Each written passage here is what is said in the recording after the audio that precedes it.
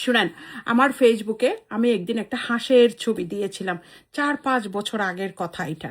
So ওই হাঁসে না, ওই যে বড় রাজহাঁস থাকে না, রাজহাঁসের যে পাখনাগুলি ছিল, ওই পাখনাতে সেই 4-5টা বাচ্চা নিয়ে এরকম করে ঢেকে রেখেছে। সো মায়ের দৃষ্টিকোণ থেকে আমি সেই এটা দিলাম, কোনো কিছু লেখালেখি নাই, জাস্ট আমি পোস্ট করেছি।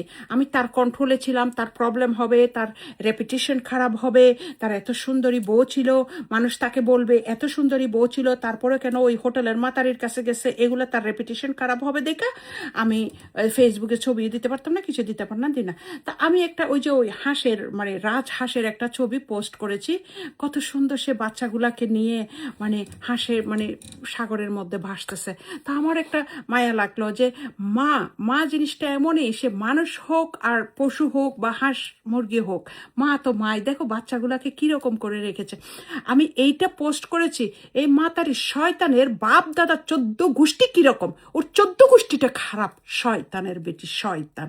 এইরকম শয়তান না হলে ওর 14 গোষ্ঠী চাকরানির মেয়ে না হলে কি একটা বিবাহিত লোকের দিকে ঝুঁকাই দে? সেই মাতারি এই ব্যাটারে যাইয়া কি বলছে জানেন?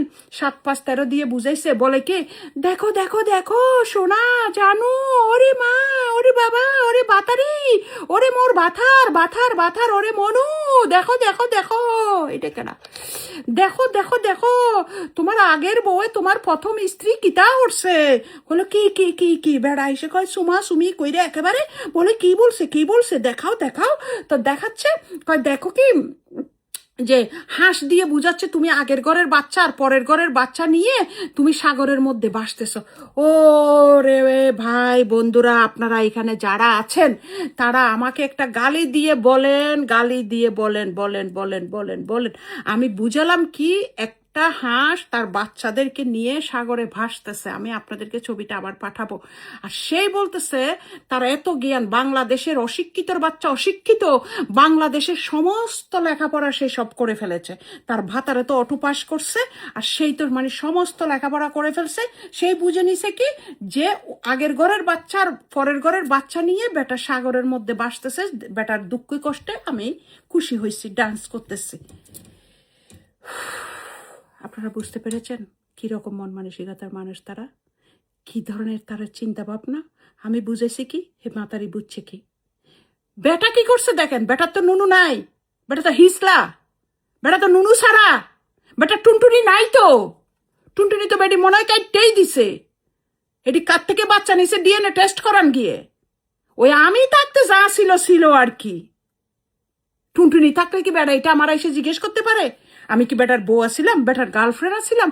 বেটার যদি টুনটুনির মালিক হইতো, বেটাকে আমারে বলতে পারতো যে হেই এটা কি তোর ফেসবুক, এটা কি তুই দিয়েছিস?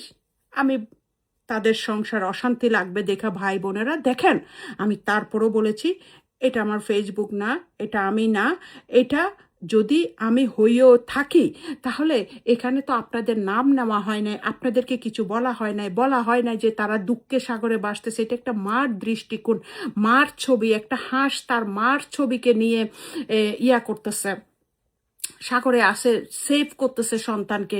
সেটা আপনার সমস্যা কি? আপনার বউ ফেসবুক দেখে কেন? আপনার বউ ফেসবুক আমার দেখে কেন? আপনার খায় আপনার পরে আপনার বউকে আপনি কন্ট্রোল করতে পারেন না? আপনার বউয়ের ড্রাইভারকে নিয়ে, ড্রাইভারকে এ সাইডে রাইকা মার্কেটে ঢুকে ওই পাশে গিয়ে বেটি হোটেলে যাই এরা বেটাদের সাথে থাইকে আসছে। তারপরে এই বেটা তো আরেক চালাক, দিছে ফোন নাম্বার, ফোন নাম্বারে পাইছে, ফোন নাম্বারে দেখে যে ও মা গড বেডি তো বহু বেড়ার লগে কথাবার্তা কইছে। পরে কয় এ বেডি দেখ, এত ঝামেলার মধ্যে ছিল, এগুলো আমি আনবো একটা একটা করে। বেটি এরকম অবস্থা। আমার কথা হচ্ছে এই মাতারির 2 নম্বর, এ একটা জাতে 2 নম্বর, এ মাতারির 14 গোষ্ঠী 2 নম্বর, এ মাতারির কথা 2 নম্বরে আসবে সবকিছু। কিন্তু তুই তো টুনটুনির মালিক, তোর তো টুনটুনি ছিল, তুই কিভাবে আমার এসে জিজ্ঞেস করস? তোর কিভাবে এটা মনে হয়? তুই তো লেখাপড়া করস নাই, তুই তো অটো পাস করছস, এটাই তো পুরো পরিষ্কার বোঝা গেল যে অটো পাস করছস।